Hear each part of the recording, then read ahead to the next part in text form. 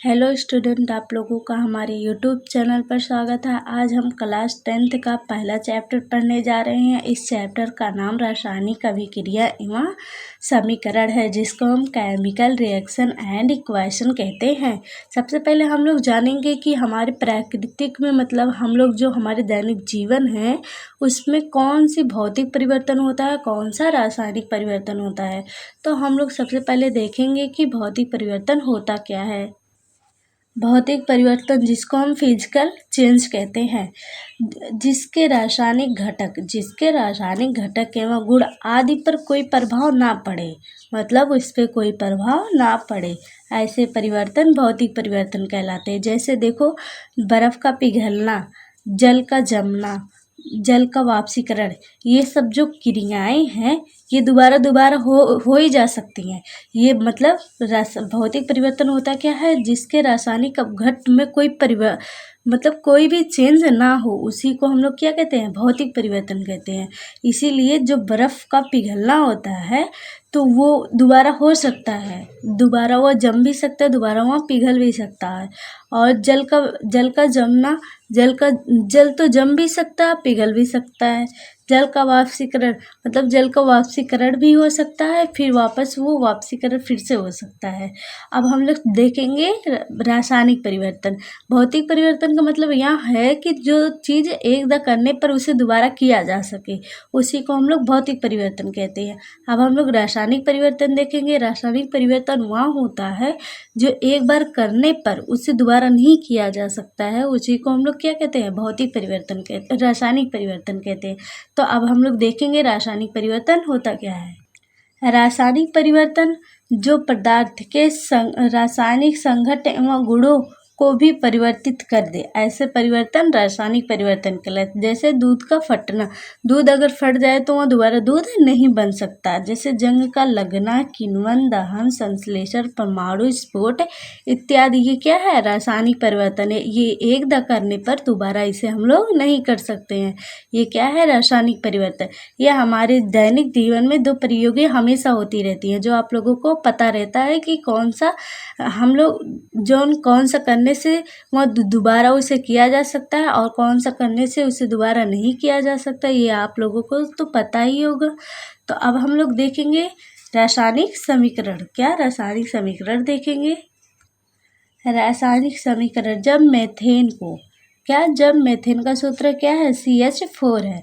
जब मेथेन को वायु के साथ क्या करने पर जलाए जाते हैं, जब मेथेन को वायु के साथ जलाते हैं तो कार्बन डाइऑक्साइड तथा जल बनते हैं। क्या बनते हैं, कार्बन डाइऑक्साइड तथा जल बनते हैं। ये देखो, मेथेन क्या है, मेथेन एक गैस है, और ऑक्सीजन क्या है, ऑक्सीजन भी एक गैस है। तो मेथेन और ऑक्सीजन से जब हम लोग इसको हीट करेंगे तो कार्बन डाइऑक्साइड तथा 2H2O निकलेगा। ये क्या है, रासायनिक समीकरण। इसमें ये मेथेन, ऑक्सीजन, ये क्या है, अभिकारक है, और कार्बन डाइऑक्साइड तथा H2O ये क्या है, ये उत्पाद है। मतलब जिससे बनेगा वो अभिकारक है, और जो बनेगा उसको हम लोग क्या कहेंगे, उत्पाद कहेंगे। तो अब हम लोग आगे पढ़ते हैं। आई होप कि जो मैं आप लोगों को पढ़ा रही हूँ बहुत अच्छे से समझ में आ रहा होगा। अब हम लोग कुछ महत्वपूर्ण चिन्ह देख लेते हैं। क्या देख लेते हैं, कुछ महत्वपूर्ण चिन्ह देख लेते हैं। वे रासायनिक समीकरण, वे रासायनिक समीकरण में अभिकारकों से उत्पाद, मतलब क्रिया कारकों के उत्पाद में परिवर्तन के मध्य जो तीर होता है वो ऐसे लगाया जाता है, लगाकर प्रदर्शित करते हैं। जो मतलब अभिकारक होते हैं उसके बीच क्या लगता है, एक चिन्ह लगता है, तभी तो उत्पाद का निर्माण होता है। तो हम लोग अगर ये चिन्ह नहीं लगाएंगे तो वो रिएक्शन नहीं माना जाएगा। तो ये जो चिन्ह है इसको लगाना बहुत ज़रूरी है। अगर आप लोग नहीं लगाओगे तो गलत रहेगा। तो एक उत्क्रमणीय चिन्ह है। क्या, एक उत्क्रमणीय चिन्ह है जो दाएं तथा बाएं दोनों दिशाओं में होती है, जिसके अर्ध सिर वाले तीर के चिन्ह, जैसे ये देखो, ये क्या है, उत्क्रमणीय है। ये दाएं भी जाता है और बाएं भी जाता है। इस अभिक्रिया में जो उत्पाद बनेगा उसको फिर हम अभिकारक भी बना सकते हैं, फिर जो अभिकारक बनेगा उसको हम लोग उत्पाद बना सकते हैं। इसको हम लोग किससे प्रदर्शित करते हैं, उत्क्रमणीय से, उत्क्रमणीय द्वारा इसको हम लोग प्रदर्शित करते हैं। आएगा कुछ रिएक्शन जो आप मतलब उत्क्रमणीय के चिन्ह लगेंगे इसमें, तो मैं आप लोगों को बता दूंगी कैसे इसमें उत्क्रमणीय का चिन्ह लगता है। तो अब हम लोग क्या संतुलन करने का तरीका देखेंगे। संतुलन रासायनिक समीकरण मतलब कुछ रिएक्शन है जिसको आप लोगों को क्या करना है, संतुलन करना है, मतलब इसको सही करना है। तो आप पहले मैं बता देती हूँ, फिर आप लोगों को होमवर्क भी दूंगी जो आप लोग क्या करना, उसको संतुलन कर कर बताना। जैसे देखो मैग्नीशियम कितना है 1 है, और ऑक्सीजन कितना है 2 है।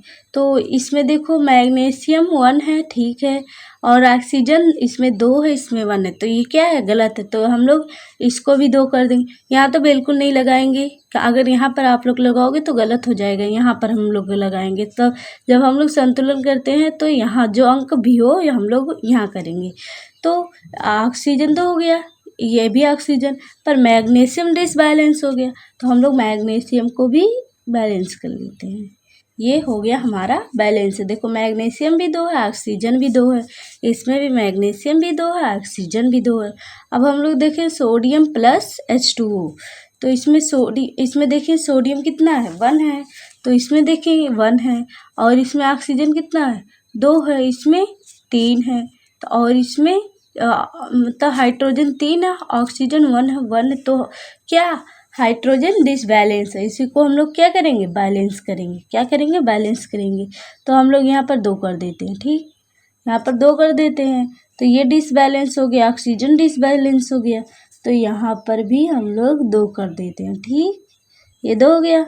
और ऑक्सीजन का, तो ऑक्सीजन हम लोग यहाँ अगर 2 करेंगे, यहाँ अगर 2 कर देख लेते हैं, 2 तो कितना हो गया, हाइड्रोजन 2 दूनी 4, 2 दूनी 4, 4 हो गया, 2 दूनी 4, 4। अब क्या हो गया, बैलेंस हो गया। देखो हम सोडियम कितना है 2 है, तो इसमें भी सोडियम कितना है 2 है, और इसमें H2O मतलब हाइड्रोजन कितना है 2 2 4, ठीक, 4 है, तो इसमें भी 2 2 4 4 है, और हाइड्रोजन मतलब ऑक्सीजन कितना है 2 है, तो इसमें भी ऑक्सीजन कितना है 2 है, तो ये क्या हो गया, बैलेंस हो गया।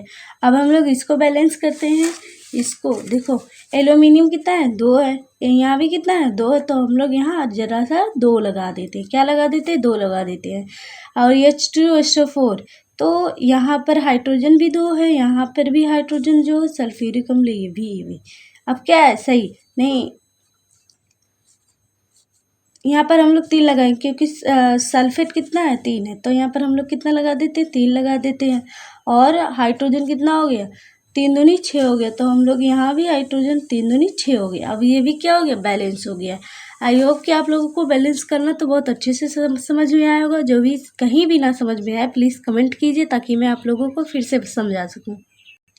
अब हम लोग रासायनिक अभिक्रिया के क्या देख लेते हैं, प्रकार देख लेते हैं। रासायनिक अभिक्रिया के प्रकार, तो हम लोग सबसे पहले देखेंगे संयोजन अभिक्रिया, जिसको हम कम्बिनेशन रिएक्शन कहते हैं। तो हम लोग संयोजन अभिक्रिया को पढ़ते हैं। ये होता क्या है, जिसमें 2 या 2 से अधिक पदार्थ तत्व ये यौगिक आपस में जुड़कर एक उत्पाद का निर्माण करते हैं, उसको सह उत्पाद, और यह सह उत्पाद नहीं बनाते हैं, उसको हम क्या कहते हैं, रासायनिक अभिक्रिया कहते हैं। जैसे देखो अमोनिया प्लस हाइड्रोजन क्लोराइड से जब रिएक्शन होता है तो क्या बनता है, अमोनियम क्लोराइड बनता है। तो यह 2 या 2 से अधिक, इसमें बोला था ना 2 या 2 से अधिक, जब ये 2 या 2 से अधिक उत्पाद को हम लोग क्या किए, रिएक्शन किए, तो क्या बना, एक ही उत्पाद बना। देखो इसमें बोला है एकल उत्पाद का निर्माण होता है, तो यहाँ एक ही उत्पाद बना। इसको हम लोग किस नाम से जानते हैं, सफ़ेद धुएं के नाम से जानते हैं। किससे, सफ़ेद धुएं के नाम से। इसका NH4Cl3 का नाम क्या है, अमोनियम क्लोराइड है। तो ये क्या है, रासायनिक अभिक्रिया। और हम संयोजन अभिक्रिया है और रासायनिक अभिक्रिया के अब हम लोग प्रकार देखेंगे। पहला प्रकार था रासायनिक अभिक्रिया। अब दूसरा प्रकार पढ़ने जा रहे हैं हम लोग। देखो दूसरे अभिक्रिया क्या है, विस्थापन अभिक्रिया। विस्थापन अभिक्रिया है ऐसे अभिक्रिया जो अधिक क्रियाशील रहता है। क्या रहता है, जो अधिक क्रियाशील रहता है वह अपने से कम क्रियाशील को क्या करता है, अपने स्थान से क्या करता है, उसके स्थान से क्या करता है, हटा देता है। यहाँ कितने प्रकार के होते हैं, 2 प्रकार के होते हैं। पहला क्या है, एकल विस्थापन अभिक्रिया। क्या है, एकल विस्थापन अभिक्रिया है।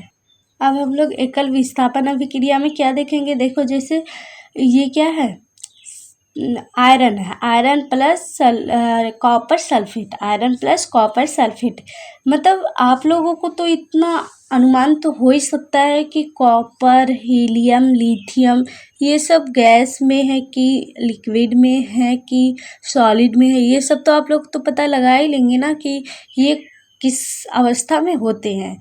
तो आप लोग को अगर नहीं आता होगा तो आप लोग बताइएगा, मैं आप लोगों को एक चैनल फिर से बना कर दूंगी ताकि आप लोगों को अच्छे से समझ में आ सके कि कौन सा अवस्था है। ठीक, तो अब हम लोग शुरू करते हैं। जैसे देखो आयरन, आयरन क्या है, सॉलिड अवस्था में है। क्या है, सॉलिड अवस्था में। प्लस कॉपर सल्फेट, ये क्या है, एक्वाइस, ये एक्वाइस भी एक अवस्थाएं होते हैं। तो इससे जब हम लोग रिएक्शन, ये कॉपर से क्या है, अधिक क्रियाशील है। क्या है, अधिक। तो ये कॉपर को उसके स्थान से क्या कर देगा, विस्थापित कर देगा, तो आयरन सल्फेट बनाएगा प्लस कॉपर हटा देगा उसके। और जिंक कॉपर सल्फेट, तो जिंक क्या है, कॉपर से अधिक क्रियाशील है, तो इसको इसके स्थान से क्या कर देगा, विस्थापित कर देगा, तो जिंक सल्फेट प्लस कॉपर। तो अब हम लोग दूसरा प्रकार देखेंगे, एकल विस्थापन। और अब दूसरा देखते हैं, उभय अभिचयन अभिक्रिया। इसमें द्विविस्थापन होते हैं। क्या होते हैं, द्विविस्थापन होते हैं। इसमें द्विविस्थापन होते हैं। जैसे देखो सोडियम सल्फेट प्लस बोरोनियम क्लोराइड। ठीक, तो इससे जब रिएक्शन होगा तो barium sulphate plus sodium chloride बनेगा। और क्या कहते हैं, सिल्वर नाइट्रेट प्लस KCl। क्या, सिल्वर नाइट्रेट प्लस KCl को जब हम लोग रिएक्शन करेंगे तो silver chloride plus potassium nitrate बनेगा। तो ये जो सिल्वर है ये क्या है, पोटेशियम से अधिक क्रियाशील है। क्या है, अधिक क्रियाशील है। और ये इसमें सोडियम जो है वो बेरियम से क्या है, अधिक क्रियाशील है। तो अब हम लोग तीसरा प्रकार पढ़ेंगे। तीसरा प्रकार क्या है, वियोजन अभिक्रिया। क्या है, वियोजन अभिक्रिया। वे यौगिक, क्या, वे यौगिक जो अपने प्रभाव द्वारा अपने तत्व या लघु यौगिक में क्या कर देता है, घटित कर देता है, उसी को हम लोग क्या कहते हैं, वियोजन। वियोजन का मतलब टूटना होता है, वियोजित अभिक्रिया कहलाता है। यहाँ कितने प्रकार के होते हैं, 3 प्रकार के होते हैं। तो हम लोग सबसे पहले प्रथम प्रकार पढ़ेंगे। प्रथम प्रकार का उष्मीय अपघटन। तो ये उष्मीय अपघटन होता क्या है, वे यौगिक जो उष्मा द्वारा 2 या 2 से अधिक सरल पदार्थों में क्या हो जाते हैं, टूट जाते हैं, उसी को हम लोग क्या कहते हैं, उष्मीय अपघटन। जैसे देखो फिर से, वह यौगिक जो उष्मा द्वारा 2 या 2 से अधिक सरल पदार्थों में क्या होते हैं, टूट जाते हैं। उष्मा द्वारा जो यौगिक होते हैं वे 2 या 2 सरल पदार्थों में क्या होते हैं, टूट जाते हैं, उसी को हम लोग क्या कहते हैं, उष्मीय अपघटन कहते हैं। तो जैसे देखो कैल्शियम कार्बोनेट को जब हम लोग उष्मा देते हैं तो वह calcium oxide plus carbon dioxide में क्या होता है, टूट जाता है। तो और देखो आयरन सल्फेट को जब हम लोग क्या करते हैं, हीट करते हैं या उष्मा देते हैं तो यह फेरिक ऑक्साइड में क्या होता है, ferric oxide plus sulphur oxide plus sulphur, इसमें क्या होता है, टूट जाता है। तो अब हम लोग दूसरा प्रकार देखेंगे। क्या देखेंगे, दूसरा प्रकार देखेंगे। तो ये देखो दूसरा प्रकाश अपघटन। पहला क्या था, ऊष्मीय अपघटित, और दूसरा क्या है, प्रकाश अपघटित। जब वियोजन अभिक्रिया सूर्य के द्वारा क्या होता है, टूट जाता है, सूर्य के द्वारा टूट जाता है तो इसको हम लोग क्या कहते हैं, प्रकाश अपघटन। जैसे सिल्वर क्लोराइड को जब हम लोग सूर्य का प्रकाश देते हैं तो वह सिल्वर प्लस क्लोराइड में क्या होता है, टूट जाता है। तो ये क्या है, प्रकाश अपघट्य। क्या है, प्रकाश अपघट्य। और हम लोग तीसरा प्रकार देखेंगे, वैद्युत अपघट्य। क्या, वैद्युत अपघट्य। वह यौगिक, सबसे पहले हम लोग जान जाते हैं ये क्या होता है, वह यौगिक जो जलीय विलयन में, क्या है, जलीय विलयन में या गलित अवस्था में विद्युत धारा प्रवाहित की जाती है। मतलब वह यौगिक जो गलित अवस्था में है या जलीय अवस्था में है उसमें विद्युत धारा जब प्रवाहित की जाती है, इस प्रक्रिया में धनायन कैथोड पर तथा ऋणायन एनोड पर क्या होते हैं, एकत्रित हो जाते हैं। जैसे देखो H2O को जब हम लोग क्या करते हैं, वैद्युत अपघट्य द्वारा रिएक्शन करते हैं तो मतलब हाइड्रोजन प्लस ऑक्सीजन में क्या होता है, टूट जाता है। तो ये जो हाइड्रोजन रहता है ये कैथोड, हाइड्रोजन हमेशा क्या होती है, पॉजिटिव होती है। मतलब ये जो कैथोड है हमेशा क्या होता है, पॉजिटिव होता है। और ऑक्सीजन क्या है, हमेशा निगेटिव होता है। क्या होता है, हमेशा निगेटिव होता है। और जैसे इसमें पोटेशियम क्लोराइड को जब हम लोग वैद्युत अपघट्य द्वारा रिएक्शन करते हैं तो क्या, पोटेशियम प्लस क्लोराइड, तो ये क्या है, एनोड है। एनोड क्या है, माइनस है। एनोड पर तथा कैथोड पर क्या होते हैं, टूट जाते हैं वैद्युत अपघट्य द्वारा। तो ये क्या है, वियोजन के प्रकार थे। कितने प्रकार थे, 3 प्रकार थे, ऊष्मीय अपघट्य, प्रकाश अपघट्य, ये वैद्युत अपघट्य है। अब हम लोग रासायनिक के चौथा प्रकार पढ़ने जा रहे हैं। रासायनिक का कितना, चौथा प्रकार। ये देखो, ऊष्माक्षेपी तथा ऊष्मा शोषी अभिक्रिया। मतलब रासायनिक अभिक्रिया जो होती है ऊष्मा परिवर्तन के साथ उत्पन्न होती है। क्या होती है, ऊष्मा परिवर्तन के साथ उत्पन्न होती है। यहाँ कितने प्रकार के होते हैं, 2 प्रकार के। ऊष्माक्षेपी अभिक्रिया। ऊष्माक्षेपी अभिक्रिया का मतलब यह होता है वह अभिक्रिया जिससे ऊष्मा निकलती है उसको हम लोग क्या कहते हैं, ऊष्माक्षेपी अभिक्रिया कहते हैं। जैसे देखो ये क्या है, ग्रेफाइट है, कार्बन के क्या है, ग्रेफाइट है प्लस ऑक्सीजन को जब हम लोग रिएक्शन करेंगे तो carbon dioxide plus 94.0 kilo calorie क्या होती है, ऊर्जा निकलती है। क्या होती है, ऊर्जा निकलती है। जब हम लोग इससे रिएक्शन करेंगे तो इतना किलो कैलोरी के ऊर्जा क्या होती है, निकलती है। और हम लोग दूसरा प्रकार पढ़ लेते हैं। दूसरा प्रकार क्या होता है, दूसरा प्रकार ऊष्मा शोषी अभिक्रिया है। ऊष्मा शोषी अभिक्रिया किसे कहते हैं, वह अभिक्रिया जिसमें ऊष्मा का क्या होता है, अवशोषण होता है या ग्रहण होता है, उसको क्या कहते हैं, ऊष्मा शोषी अभिक्रिया कहते हैं। जैसे नाइट्रोजन, ऑक्सीजन और 45 किलो कैलोरी, ये क्या है, ऊर्जा है। तो अब हम लोग जब इसको हम लोग रिएक्शन करेंगे तो नाइट्रोजन ऑक्साइड क्या होगा, बनेगा। तो ऊष्मा शोषी और ऊष्मा क्षेपी अभिक्रिया तो आप लोगों को पता ही है। शॉर्टकट में तो बताएं, ऊष्मा क्षेपी का मतलब होता है ऊष्मा का निकलना और ऊष्मा शोषी का मतलब होता है ऊष्मा का ग्रहण होना। शोषी का मतलब होता है ग्रहण होना। तो आप लोगों को बहुत अच्छे से समझ में आया होगा। तो और हम लोग आगे का पॉइंट जो है वो ऑक्सीकारक और अपचयन है, तो इसको मैं एक अलग वीडियो लाऊंगी, उसमें अच्छे से समझाऊंगी और आप लोग उससे देख लेना। तो आई होप कि आप लोगों को बहुत अच्छे से समझ में आया होगा। जो भी ना समझ में आया प्लीज़ कमेंट कीजिए ताकि मैं आप लोगों को फिर से समझा सकूं। और मेरे चैनल को सब्सक्राइब कीजिए ताकि जो भी मैं नई वीडियो डालूं आपके पास जल्द से जल्द पहुंच सके। जय हिंद, जय भारत।